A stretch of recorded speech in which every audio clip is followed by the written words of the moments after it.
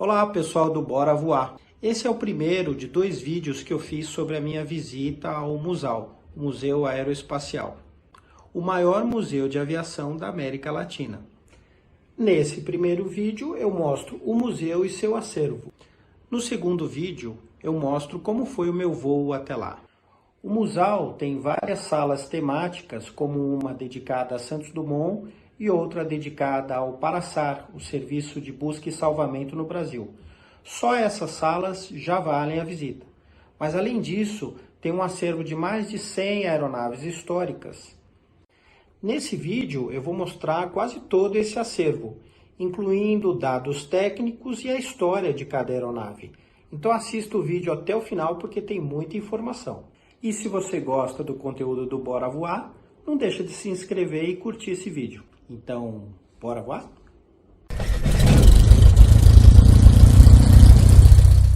Hoje a missão é conhecer o Museu Aeroespacial. Ele fica aqui no Rio de Janeiro, fica aberto de terça a domingo. Então, se você está na região, venha visitar.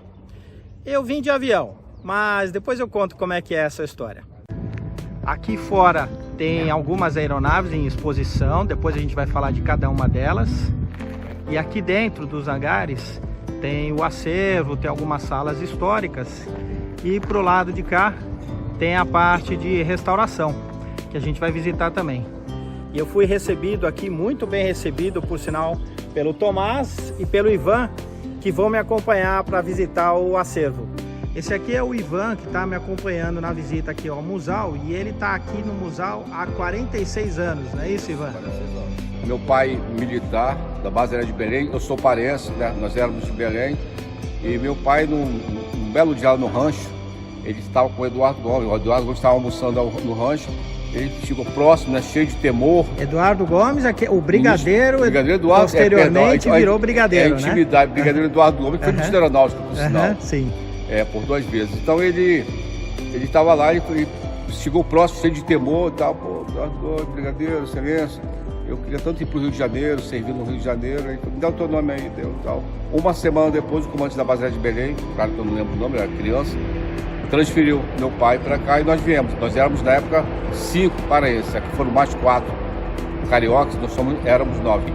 Então, eu lembro de ter vindo para o Rio de Janeiro, de Belém para o Rio de Janeiro, no avião desse. Claro que, né, as condições boas e tal. Adorei aquela viagem, eu devia ter mais ou menos 5 anos. Cheguei aqui no Rio à noite. Bonito. Então, eu tenho isso como... Eu quase não faço isso para ninguém. Acho que é a primeira vez que eu falo isso, desse depoimento. Mas tem esse lado sentimental aqui.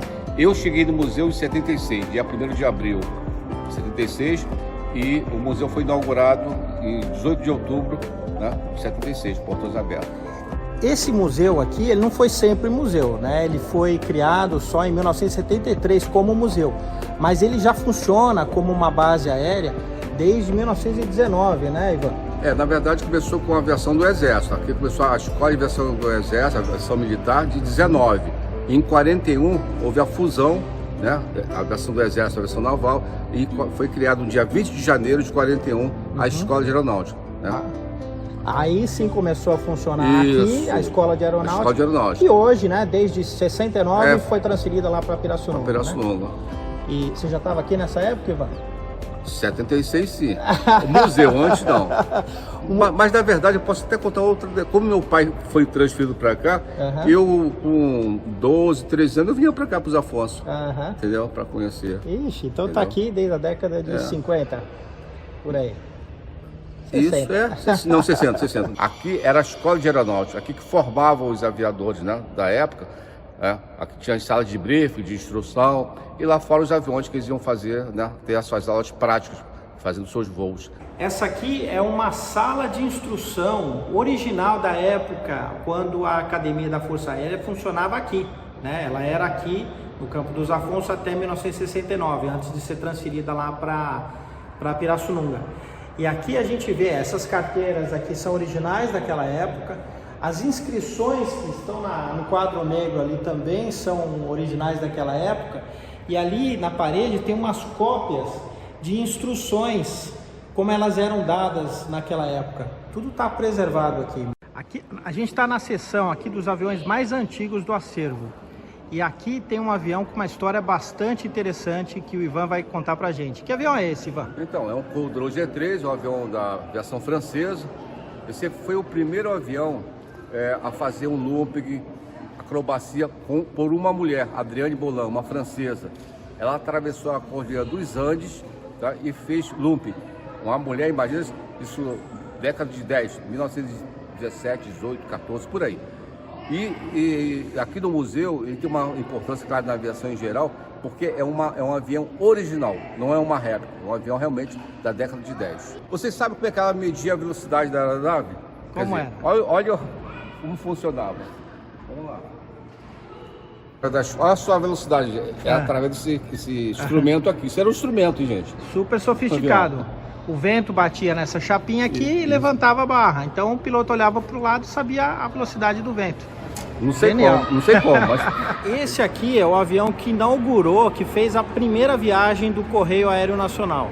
Ele fez o primeiro voo do Correio, que na época, Correio Aéreo Militar, né, no Liceu Aeronáutica ainda, o comando.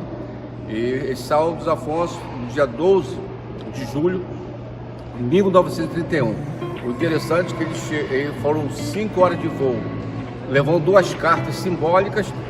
E o mais interessante, ao chegar em São Paulo, não tinha iluminação de pista. Então, os pilotos ficaram, opa, e agora? Vamos pousar onde? Eles viram um local fechado, porém amplo, fechado que era murado, era o Prado da Moca. E graças a Deus, nesse dia não tinha corrida lá. Eles pousaram com o avião lá, né, gramado lá, e deixaram o avião, tiveram que pular o muro, que estava fechado onde eles. O avião está preso lá. E todo ano, esse avião, no dia do Correio, ou no aniversário agora de setembro de Eduardo Gomes, ele é levado aqui para o lado, para a base aérea dos Afonso, que existe um evento, né, comemorativo, ou aniversário de Eduardo Gomes, ou como já passou, aniversário do Correio. Ele gira motor. Tá? O que é mais interessante, para quem não conhece, é um avião entelado e de madeira. E a partida dele é com a manícula. Partida manual. Essa partida girava um dínamo, né? Por aí. E aí dava energia para ligar o motor. Esse aqui é o Muniz, é um dos aviões mais antigos aqui do acervo. O Muniz M7 foi projetado pelo major do Exército Brasileiro Antônio Guedes Muniz. Foi o primeiro modelo fabricado em série no Brasil. O M7 teve seu voo inaugural em 17 de outubro de 1935. Como uma forma de homenagear este histórico voo, comemora-se no dia 17 de outubro o Dia da Indústria Aeronáutica Brasileira. O Newport 21E1 é um biplano que descende diretamente do BB Newport 11, um dos melhores caças da Primeira Guerra Mundial. Em dezembro de 1920, a aviação militar brasileira adquiriu do governo francês 20 aeronaves Newport 21, com a finalidade de instrução na Escola de Aviação Militar, onde serviram até janeiro de 1930. Este exemplar é uma réplica, montada com alguns componentes originais, como a cauda, a hélice e o motor. Era dotado de um motor Leron de 80 HP, radial rotativo de 9 cilindros. O Boeing Stearman A-75 é um avião para 2 tripulantes destinado ao treinamento primário de pilotos. No Brasil, foi utilizado pela Escola de Aviação Militar, que funcionava aqui no Campo dos Afonsos, e pela Base Aérea de São Paulo, de 1940 a 1948. Olha só, visitantes ilustres aqui acompanhando a nossa visita hoje. Esse aqui é uma réplica do Demoiselle, que foi um dos aviões icônicos do Santos Dumont, depois do 14 bis. Mas tem uma história interessante com ele também, né, Ivan? O Demoiselle foi nosso primeiro ultraleve, inventado por Santos Dumont, e ele já tinha direção, direcionava onde ele queria pousar. O Santos Dumont, ele não patenteava suas invenções. O Demoiselle é um exemplo, foi fabricado em vários países. Ele deixava livre, não cobrava nada, não patenteava as invenções dele. E ele tem várias outras invenções também, né? Tem, o pessoal a gente fala do relógio de pulso, mas o relógio de pulso já existia. Principalmente mulher que usava o de pulso. Ele pediu para o Cartier, que era amigo dele, para voar no 14 bis, ele precisava ver a velocidade, marcar tempo, o negócio todo. E ele, da época, aquele relógio de bolso, né? Ele fez um projeto, nós vamos ver na sala lá em cima, do Cartier, para usar. É claro que após o Santos Dumont usar o relógio de pulso para os seus voos, aí sim se popularizou. Este é o Waco CSO, um avião com capacidade para um tripulante na cabine traseira e 2 passageiros na cabine dianteira, utilizado em missões de combate em São Paulo em 1932, pelos Correios Aéreos Militar e Naval de 1932 a 1942 e posteriormente como avião de transporte até 1948. Este é o Waco CPF, um avião com capacidade para um tripulante na cabine traseira e 2 passageiros na cabine dianteira, destinado ao emprego geral e treinamento de pilotos, que serviu às aviações militar e naval a partir de 1935. Com a criação do Ministério da Aeronáutica em 1941, os Waco remanescentes foram incorporados ao Correio Aéreo Nacional, onde operaram até 1943.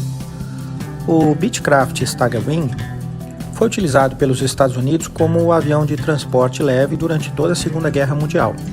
A sua principal característica são as asas escalonadas. A asa inferior fica um pouco à frente da asa superior. A Força Aérea Brasileira adquiriu este avião, matrícula FAB 2778, em 1944, utilizando no Correio Aéreo Nacional até 1955 e em outras unidades aéreas até 1964. Esse é o Tiger Moth de 1931, que foi o primeiro caça da aviação naval brasileira.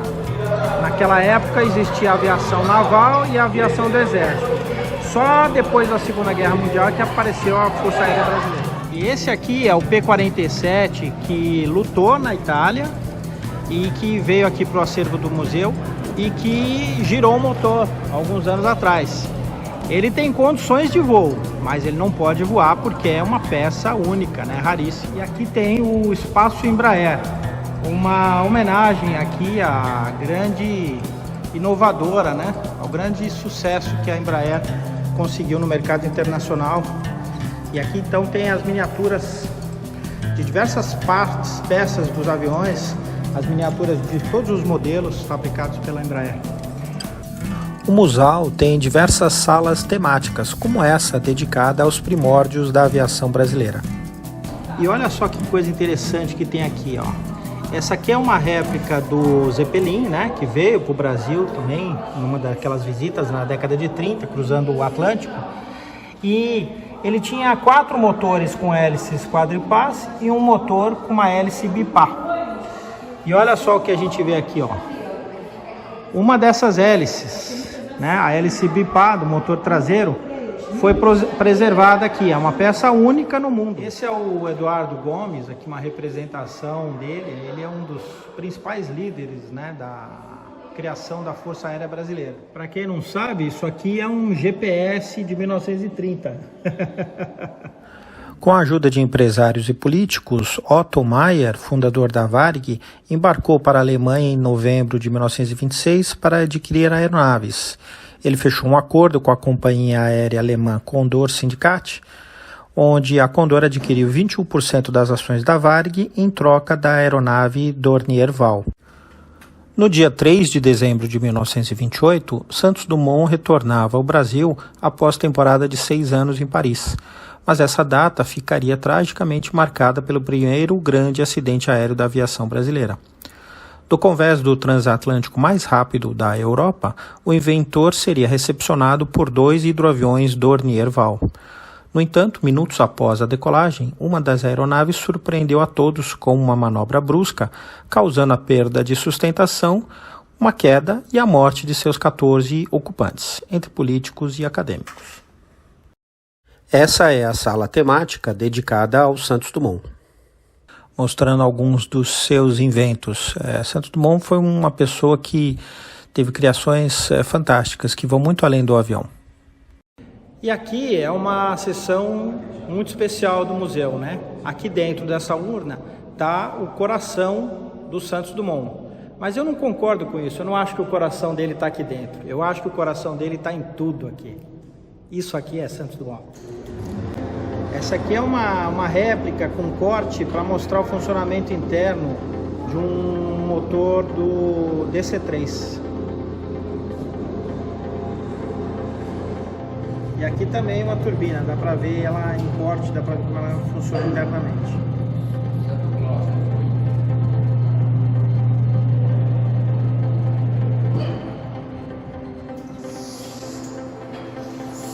Esse é o motor Allison do P40, 12 cilindros em V, gigante. 1200 HP, pesava 600 quilos, mais pesado que o meu avião inteiro. Essa sala aqui é a sala em homenagem à aviação de busca e salvamento, o Paraçar. Em 1947, diante das dificuldades na busca de uma aeronave acidentada no Pará, a Força Aérea Brasileira criou a Comissão Organizadora do Serviço de Busca e Salvamento. Para o resgate foi adaptado um Catalina, sendo esse o primeiro avião de salvamento da FAB, pintado inclusive no laranja padrão internacional SAR, Search and Rescue. Essa é a sala inteiramente dedicada à Esquadrilha da Fumaça, mostrando um belíssimo T-6 nas cores originais da esquadrilha. Já que nós estamos falando da Esquadrilha da Fumaça, vamos começar mostrando os aviões do acervo pelo único jato operado pela esquadrilha até hoje. Esse aqui é um dos aviões mais icônicos da coleção, é o Folga Magister, o primeiro jato a ser utilizado na Esquadrilha da Fumaça. Esse é o B-25, o mesmo avião que foi utilizado no famoso Doolittle Raid, que foi o ataque que os Estados Unidos fez ao Japão no início da Guerra no Pacífico, quando B-25 decolaram de cima do porta-aviões Hornet. A Força Aérea Brasileira utilizou os B-25 de 1942 a 1974. O exemplar em exposição voou no Brasil com a matrícula FAB 5127 de 1946 a 1974 e fez parte de um lote de 64 aviões adquiridos dos Estados Unidos em 1946.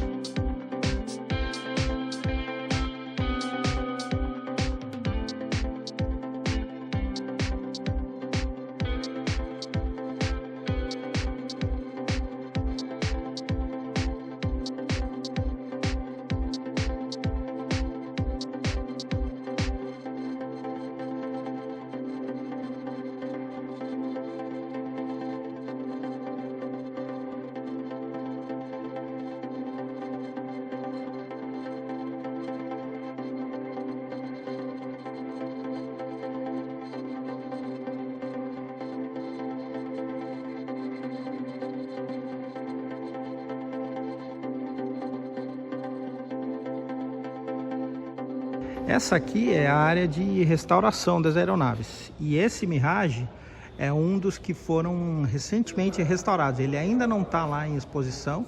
Ele entrou aqui na área para ser restaurado, né? Dá para ver que a pintura dele parece que acabou de sair da loja. Ficou perfeito. Então a gente vê outras aeronaves que estão lá fora, né? Aparentemente elas estão descuidadas, mas não é isso, é porque elas estão esperando numa fila de restauração. No final elas vão ficar como essa aqui, nova em folha.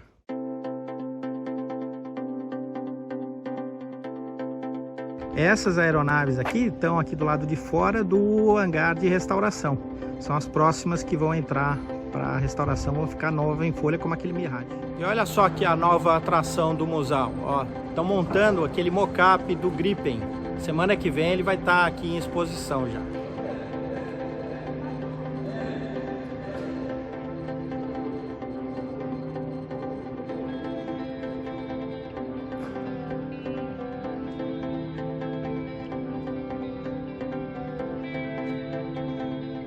Está sendo montado hoje, enquanto a gente está aqui. É a mais nova peça aqui do acervo da exposição do Musal. Estão terminando de montar agora, ó. Só falta encaixar o armamento.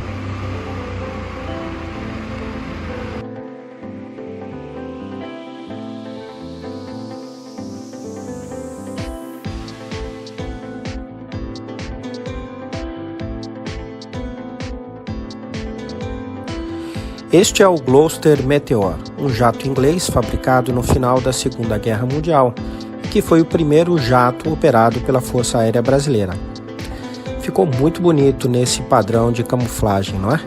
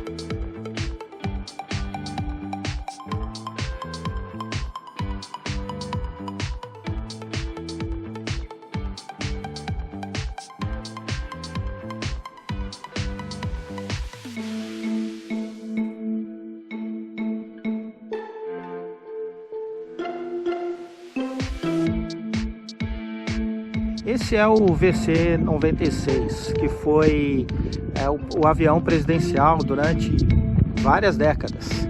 Ele é um 737-200, dá pra gente ver pela turbina, né? As turbinas antigas, elas eram assim, mais estreitas, né?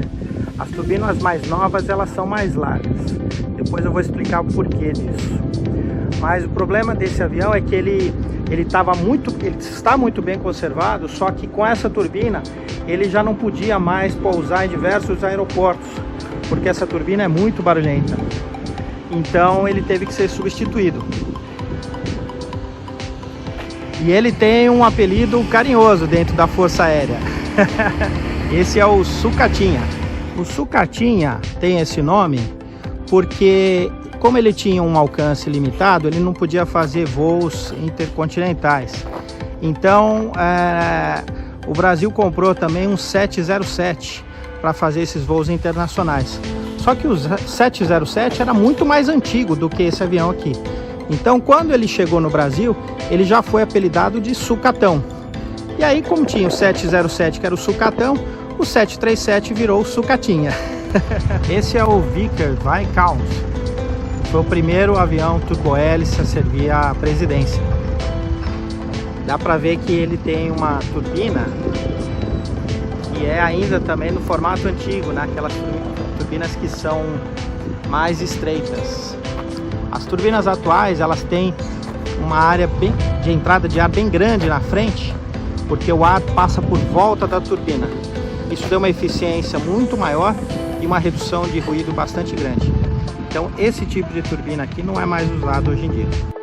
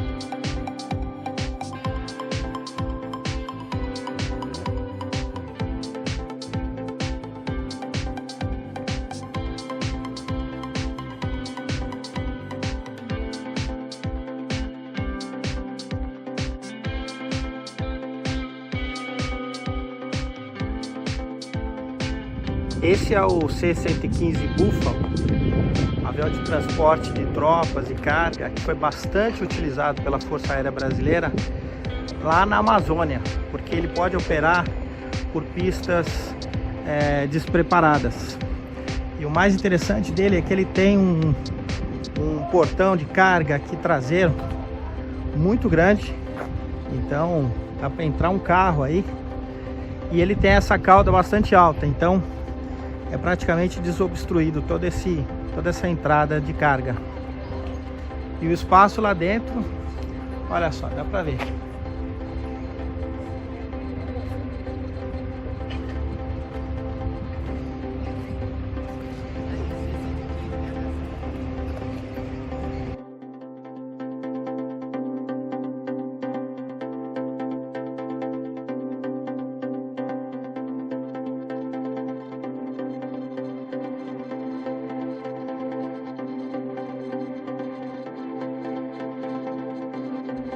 Quem gosta de aviação sabe como é triste ouvir uma notícia como aquela da destruição recente de um DC-3 da Varig.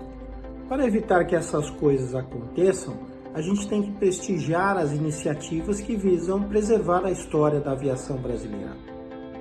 Uma dessas iniciativas é o projeto Revoar Restauro, que está restaurando um T-6 que voou na Esquadrilha da Fumaça para deixá-lo em condições de voo.